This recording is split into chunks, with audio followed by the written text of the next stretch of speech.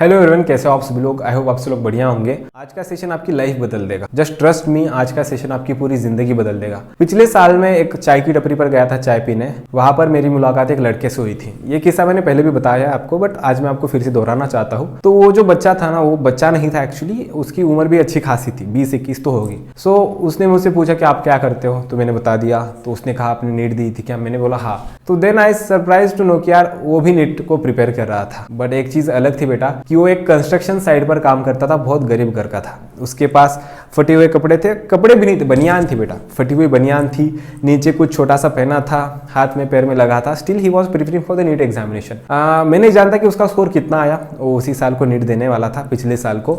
तो I hope कि उसका सिलेक्शन हुआ होगा, भगवान करे उसका सिलेक्शन हुआ होगा। बट आज मैं आपको कुछ चीज़ें बताना चाहता हूँ कि आपकी ज़िंदगी में जैसे आपको लगता है ना कि ऐसा होना चाहिए, वैसा होना चाहिए, वैसा नहीं होता है। एक लाइफ है बेटा, जब हम मर जाते हैं ना, तब हमें जलाना भी महसूस नहीं होता है। तो जिंदगी है तो पड़ाव तो आने ही वाले हैं। तो आज हम इस पड़ाव को पार करने वाले हैं। आई एम वेरी श्योर कि आज का अगर सेशन बहुत अच्छे से अटेंड करोगे तो आपका 340 या तो 360 इसके बीच में स्कोर आ ही जाएगा, अगर आज का सेशन अच्छे से देखोगे, इसे समझोगे। बट उससे पहले मैं कुछ किस्से आपके साथ शेयर करना चाहता हूँ, बहुत इंपॉर्टेंट किस्से, जिसके थ्रू ही हमारी इस वीडियो की स्टार्टिंग होनी चाहिए। जब मैं नीट के लिए प्रिपेयर कर रहा था, तब मेरे नीट के लिए लास्ट के 3 मंथ्स बाकी थे, लास्ट की 3 मंथ्स, 90 डेज ओनली। एंड हमारे फैमिली में बहुत ज्यादा इश्यूज चल रहे थे, फैमिली प्रॉब्लम, जो कि मैं आपके साथ शेयर नहीं कर सकता, बहुत ही पर्सनल था, बट बहुत ज्यादा डीप था। मेरी पूरी फैमिली उस प्रॉब्लम के अंदर मतलब ऐसे गई थी कि यार इससे बाहर कैसे निकले। बहुत ही गंदी प्रॉब्लम थी, फैमिली प्रॉब्लम्स होते सभी के साथ। कोविड आया था यार, कोविड आने की वजह से मेरे मम्मी पापा घर में थे, मनी प्रॉब्लम्स आ रही थी, बहुत ज्यादा मनी प्रॉब्लम्स आ रही थी, money issues and family issues की वजह से भी फिर से एक मनी प्रॉब्लम था। एंड अगेन उसी के साथ में हमारे जो रिलेटिव्स थे, हमारे जो बहुत नजदीकी लोग थे बेटा,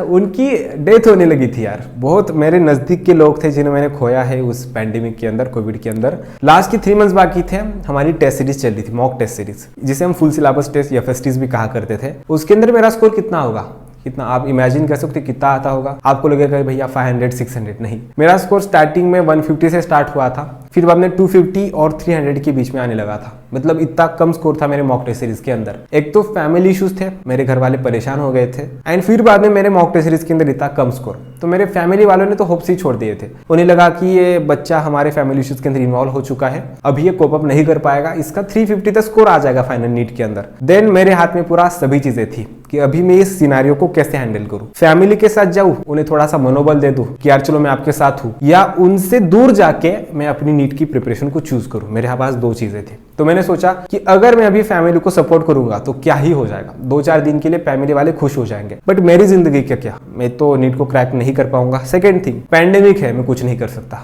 कोविड आने वाला है तो आ जाएगा, ठीक है, मेरे हाथ में कुछ नहीं था।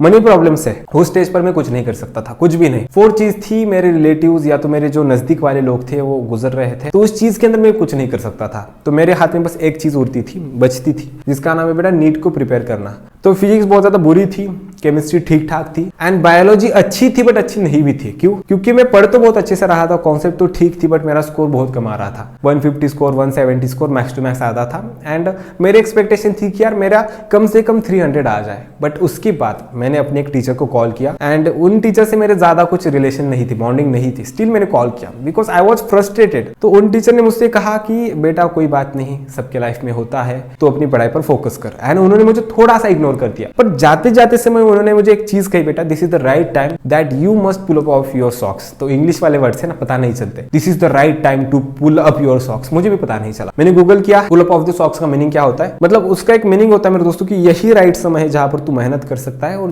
तुझे करके दिखाने का समय, बेटा यही समय है। तो उस मोमेंट पर मैंने सोचा कि अरे अभी क्या करें। देन मैंने सोचा कि यस चलो, मैम ने जो कहा है कि this is the right time कि अभी तू करके दिखा सकता है, तो मैंने स्टार्ट कर दी बायोलॉजी की प्रिपरेशन। तो आज का हमारा सेशन फिजिक्स के रिलेटेड नहीं होने वाला, केमिस्ट्री के रिलेटेड नहीं होने वाला, will only focus on the biology. तो सबसे खास चीज क्या, मेरी कॉन्सेप्ट वीक थी? नहीं, मेरी कॉन्सेप्ट ठीक ठाक थी। क्या मैं पढ़ाई नहीं कर रहा था? मैं पढ़ाई कर रहा था बायोलॉजी का पढ़ाई मेरी होती थी अच्छे से। बट कौन सी ऐसी चीज थी जिसकी वजह से मेरा स्कोर कम आ रहा था? कौन सी चीज? 150 170 तो अच्छा स्कोर नहीं है, बिल्कुल भी नहीं है। तो उन चीजों के मैंने ऊपर अपना फोकस ला दिया। तो फर्स्ट थिंग, एक चीज देखना, मेरी फर्स्ट गलती कि मैं अगले दिन का टारगेट आज बना लेता था कि कल मुझे प्लांट किंगडम पढ़ना है, मुझे सेक्सुअल रिप्रोडक्शन इन एंजियोस्पर्म्स पढ़ना है, एंड मुझे ह्यूमन फिजियोलॉजी का एक क्वेश्चन कवर करना है, एक टॉपिक कवर करना है। तो अगले दिन में क्या करता, इन सभी टॉपिक्स को झट से फट पढ़ लिया करता था। चलो प्लांट किंगडम पढ़ लिया, चलो एनिमल किंगडम पढ़ लिया, चलो सेक्सुअल रिप्रोडक्शन इन एंजियोस्पर्म्स पढ़ लिया, तो आज का मेरा टारगेट कंप्लीट हो गया। That's it. ये मेरी थिंकिंग थी कि मैं जितना सोचूंगा उतना पढ़ूंगा। बट एक चीज बहुत जरूरी थी कि at the end of day मुझे इन 3 टॉपिक्स का कुछ भी नहीं आता था। क्यों? क्योंकि मैं बस कंप्लीट करने के लिए कंप्लीट करता था, खुद को दिखाने के लिए, भाई तुझे कंप्लीट करना है तो तुझे कंप्लीट करना पड़ेगा। बट मैं अपने मन से इससे बहुत कुछ नहीं करता था। तो वो चीज मैंने उस दिन से बदल दी। उस दिन से मैंने क्या बदला कि यार मुझे जितना भी अच्छे से आता है ना, मैं फिर से एक बार पढ़ूंगा। मैंने अपनी लाइफ को, अपनी बायोलॉजी को फिर से रिस्टार्ट कर दिया। मैंने फर्स्ट टॉपिक से स्टार्ट किया कि चलो हाँ, इससे मैं लाइन से लाइन बहुत अच्छे से समझूंगा। What is living, what is the non living thing, कौन सा डेफिनेटिव फीचर है, कौन सा नहीं है बेटा। एनिमल किंगडम को पढ़ा कि हाँ ठीक है, पोरीफेरा मतलब सेलुलर होता है, तो इसके बीच में कोई ऑर्गेनाइजेशन आपका कैसे होने वाला है, कोई सिस्टम तो नहीं होगी क्योंकि सेलुलर ऑर्गेनाइजेशन है। इसके बीच में वाटर कैनल सिस्टम होती है, वाटर कैनल सिस्टम के क्या फंक्शंस है, इसके एग्जांपल्स कौन से हैं, ये सभी चीजें मैंने समझना और फिर से याद करना स्टार्ट कर दिया। तो उस चीज की वजह से एक चीज मैंने रियलाइज की कि मेरी इंप्रूवमेंट तो होने लगी, ठीक है, बट स्टिल स्कोर बढ़ नहीं रहा था, स्कोर उतना ही था। तो स्कोर को कैसे बढ़ाए? अगर आपको बायोलॉजी समझ में आ रहा है, बहुत अच्छे से प्रिपेयर हो रहा है, बट उसका स्कोर नहीं बढ़ रहा है, तो क्या फायदा यार। अल्टीमेटली हमें तो क्या चाहिए, हमें तो स्कोर ही चाहिए ना। तो स्कोर को बढ़ाने के लिए मैंने एक चीज आजमाई एंड बहुत ज्यादा अच्छे से वर्क की। तो क्या हुआ था कि मेरे क्लास के, मेरे पास मेरे जो क्लास था, जिस टीचर को मैंने कॉल किया था, उस क्लास के मेरे पास क्वेश्चन पेपर्स हुआ करते थे, टॉपिक वाइज क्वेश्चन पेपर्स। हर एक टॉपिक का क्वेश्चन पेपर था, हर एक टॉपिक का, और उसकी आंसर की भी थी। स्टार्टिंग मैंने क्या किया, एनसीईआरटी पढ़ता था एंड झट से फट इस क्वेश्चन पेपर का मैं एनालिसिस कर देता था कि यार 100 क्वेश्चन थे हर एक टॉपिक के, तो उस टॉपिक के 100 क्वेश्चन बना लिए। तो मेरे एक 30 क्वेश्चंस, कभी कभार 20 क्वेश्चंस गलत हो जाते, इतने क्वेश्चंस गलत हो जाते थे, रादर देन कि क्वेश्चन तो एनसीईआरटी से थे। तो मैंने फिर से उसे रिसॉल्व करता था। तो ऐसे करके मेरा स्कोर जो था, जो कि 150 170 आया करता था, 200 तक गया। मैं खुश हो गया यार कि 200 स्कोर आने लगा है, अभी और ज्यादा इंप्रूव होगा। 220 तक गया, 250 तक गया, और बहुत ज्यादा मेहनत करने के बाद एट द एंड 270 तक गया, मतलब फाइनल मॉक टेस्ट सीरीज के अंदर 270 एंड फाइनल नीट के अंदर डायरेक्टली 340 आ गया। तो ये मेरी मेहनत रंग लाई बायोलॉजी के अंदर। तो ये दोनों चीजें मैंने सुधारी। एक तो एनसीईआरटी को अच्छे से पढ़ना स्टार्ट कर दिया, एंड द सेकंड थिंग मैंने अच्छे से स्टार्ट कर दी मेरे दोस्तों, वो थी कि क्वेश्चन की प्रैक्टिसिंग। ये 2 चीजें थी। बट थर्ड चीज एक इंपॉर्टेंट है, मैं इस एनसीईआरटी से एक्सप्लेन नहीं कर सकता, जस्ट वेट अ सेकंड, मैं आपको दूसरी एनसीईआरटी से एक्सप्लेन करता हूँ। क्योंकि ये जो एनसीईआरटी थी ये मैंने रिसेंटली बाय की थी, परचेस की थी, बट ये वाली मेरी पुरानी एनसीईआरटी है। जब मैं नीट एस्पिरेंट था तब इसे यूज किया करता था। इसके पन्ने फटे हैं थोड़े से, बट कोई बात नहीं, इसको मैं आपको बहुत अच्छे तरीके से एक्सप्लेन कर दूंगा। जस्ट इमेजिन, यहाँ पर देखना, this is the cover page. बहुत बुरी हालत है एनसीईआरटी की, बट मैं इससे पूछता हूँ। हमारा यहाँ पर महाराष्ट्र में एक्चुअली कैसे होता है कि बुक्स की पूजा करते हैं, पूछते हैं। तो मेरे जो हमारा देवघर होता है, देवघर मतलब क्या होता है, जहाँ पर हम भगवान को रखते हैं, वहां पर मैं इस बुक को रखता हूँ। आपको यहाँ पर कई बार टीके भी दिखाई देंगे, क्योंकि इस बुक को मैं बहुत अच्छे से संभाल के रखता हूँ। This is the first page. यहाँ पर देखना, मोटिवेशनल थॉट्स है। यहाँ पर आपको दिखाई देगा कि यहाँ पर मैंने कुछ इंपॉर्टेंट एसेंशियल इन्फॉर्मेशन लिखी रखी है। मैं कोई भी एक पेज ऊपर लेता हूँ, कोई भी एक पेज, सेकंड पेज, यहाँ पर कुछ लिखा है क्या? यस बेटा, यहाँ पर देखना, कुछ एसेंशियल इंपॉर्टेंट यहाँ पर इंफॉर्मेशन लिखी है। थर्ड पेज, यहाँ पर एक चार्ट बनाया है बेटा। मैं रैंडमली कोई भी पेज उठाता हूँ, रैंडमली कोई भी पेज उठाया, देखो कितना अच्छे से हाईलाइट किया है, साइड में कितने अच्छे से डायग्राम ड्रॉ की है, कितना अच्छे से सभी इंफॉर्मेशन डेटा यहाँ पर लिखा है। कोई भी रैंडम पेज, कोई भी रैंडम पेज ले लो मेरे दोस्तों, वहां पर मैंने बहुत अच्छे से सभी चीजें मैनेज करके लिखी है बेटा। यहाँ पर देखना, मेरे पास शॉर्ट नोट्स भी थी उसके, ठीक है। तो हर एक चीज को मैंने बहुत अच्छे से हाईलाइट करना स्टार्ट कर दिया और एनालिसिस करना स्टार्ट कर दिया कि यार कहाँ से कैसे क्वेश्चंस आ सकते हैं। तो मैंने कौन सी चीजें की, एक तो हाईलाइट करना, साइड में पॉइंट लिखना। और मुझे एक चीज बताओ, आप एनसीईआरटी कैसे पढ़ते हो? स्ट्रेट लाइन टू लाइन पढ़ते हो? हाँ, एक चीज देखना, स्ट्रेट लाइन टू लाइन पढ़ना इंपॉर्टेंट चीज है बेटा, क्योंकि किसी भी लाइन से, हर एक लाइन से एक क्वेश्चन बन सकता है, हर एक लाइन से एक एमसीक्यू बन सकता है। But the most important thing है कि जो जितना एक्स्ट्रा इंपॉर्टेंट चीज है ना बेटा, जस्ट देखना, this is the one paragraph, but इस पैराग्राफ में से बस एक ही लाइन है जो कि बहुत ही ज्यादा इंपॉर्टेंट है। तो उस लाइन को हाईलाइट करना, उसी साइड में लिखना, उसकी इन्फॉर्मेशन लिखना, अगर कुछ इंपॉर्टेंट आपको डेटा पता है तो वो लिखना, वो एसेंशियल चीज हो जाती है। तो बायोलॉजी का रिवीजन ऐसे करते हैं।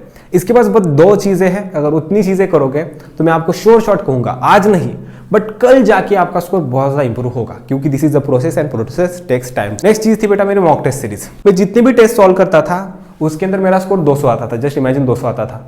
तो मेरा कितना स्कोर गया? 160 स्कोर गया ना मेरा आउट ऑफ 360। तो मैं उस क्वेश्चन को उसी दिन पर रिसॉल्व किया करता था। यार 200 क्वेश्चन बने थे मेरे, 200 मार्क्स बने थे, तो कैसे बने?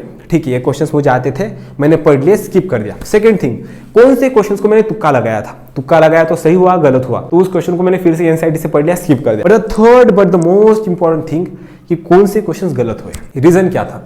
आउट ऑफ एनसीईआरटी क्वेश्चन था जो कि गलत हुआ, स्किप। देखता भी नहीं था, आउट ऑफ एनसीईआरटी क्वेश्चन को देखता भी नहीं था, क्योंकि मैं जानता था कि एनसीईआरटी से बाहर क्वेश्चन पेपर नहीं आने वाला एंड मेरे पास एनसीईआरटी को छोड़ के कुछ पढ़ने के लिए वक्त ही नहीं है, क्योंकि last 3 months are very essential. तो मैं क्या करता था, जो भी एनसीईआरटी के क्वेश्चंस गलत हुए थे उन क्वेश्चंस को मैं एनसीईआरटी उठा के पढ़ता था, हाईलाइट करता था एंड मैं लिखता था कि मॉक टेस्ट सीरीज नंबर 3 के अंदर मेरा ये गलत हुआ है। एंड हमारे मराठी में कुछ गालियां होती है, मैंने यहाँ पर हक दिया, ठीक है, इसका हिंदी में मैंने यहाँ पर हक दिया। तो जब भी मैं एनसीईआरटी ओपन करूंगा मेरे यहाँ पर 10-20 जगह पर तो लिखा है मैंने यहाँ पर हक दिया है, मतलब क्या है कि मैंने यहाँ पर मिस्टेक्स कर दी है बेटा। तो वो चीजें मैं इस तरीके से याद करता था। The last and the most important thing is the short notes. क्या लगता है, बायोलॉजी की शॉर्ट नोट्स नहीं होती है ना? मुझे भी लगता है, मैंने शॉर्ट नोट्स बनाए तो थे, फिलहाल रिवाइज अच्छे से नहीं करता था। बट मैंने क्या किया मेरे दोस्तों, जब मेरी ये चीजें मुझे मिस्टेक्स पता चली, देन मैंने अपने अंदर एक चीज इंकलकेट की, मैंने अपने आप एक चीज को सुधारा। वो चीज थी बेटा मेरी रिवीजन स्ट्रेटेजी। मेरे पास animal kingdom, morphology, plant kingdom, ecology, strategies in the enhancement of food production, ये जो एसेंशियल टॉपिक्स हैं उन सभी के शॉर्ट नोट्स थे। तो मैंने उन्हें रेगुलर बेसिस पर रिवाइज करना स्टार्ट कर दिया। बहुत अच्छे से रिवाइज करता था, बहुत अच्छे से समझ लेता था एंड उसके बाद ही आगे बढ़ता था। तो ये सभी आप चीजें कर सकते हो। और एक चीज है जो कि मैं आपको दिल से बताना चाहता हूँ, but this is not any kind of promotion. बेटा अगर देखना, अगर मैं इसका प्रमोशन कर रहा हूँ तो ये मेरा कुछ तो बुरा हो जाएगा, बट मैं बहुत ज्यादा दिल से कह रहा हूँ कि सच में मैं आपको एक रियलिटी बताना चाहता हूँ कि मेरा स्कोर बूस्ट होने का एक रीजन है क्वेश्चन प्रैक्टिसिंग, बस क्वेश्चन प्रैक्टिसिंग। क्योंकि कितना भी सही पढ़ लो, जब तक आप पता नहीं चलता कि आप कहाँ पर गलती कर रहे हो, आप गलती करते हो रहोगे। एंड आपको क्वेश्चन प्रैक्टिसिंग डेली करना चाहिए। तो हमारी डेली क्लासेस होती है यूट्यूब के ऊपर as well as the Unacademy की स्पेशल क्लासेस के अंदर।